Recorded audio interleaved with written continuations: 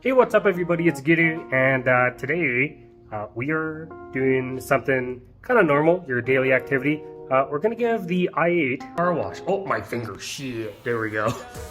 Yeah, so I actually just got back from Mexico with the wife, and this has been sitting in the garage for a hot minute. You can see we got like fingerprints everywhere. Right, I don't even know if half of them are mine or not.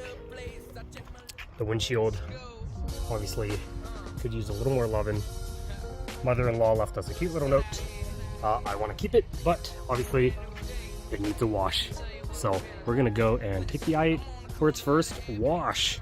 Now with car washes, I like to keep them pretty straightforward, right? I'm gonna rotate between high pressure rinse, high pressure soak, and then back to rinse. So the first rinse is mainly just to get all the dust off that's been settling on the car, but I am going to put more focus around the wheels, right? The wheel wells on the bottom of the car, so areas that collect more dust, dirt, mud, whatever. And then once that's all done, we're going to swap over to soap. Again, I'm going to do the same thing, so I'm actually going to put more emphasis on the bottom of the car here and the wheels.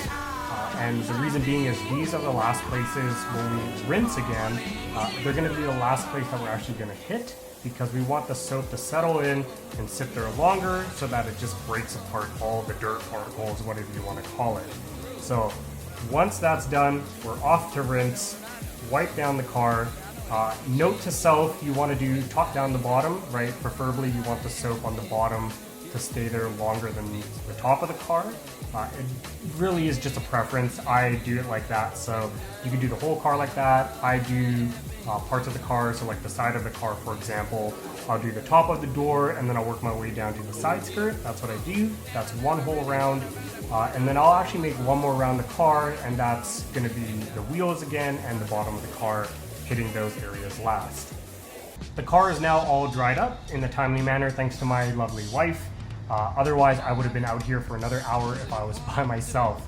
Another product that I do use is tire shine. So I do use the foam, not the spray, and I'll typically apply that first before I start drying the car off, just to let that sit on those tires and then wipe it down after. Now we have one more surprise for you guys. I've been looking at these since 2015. My buddy has a tire shop. He's had these forever.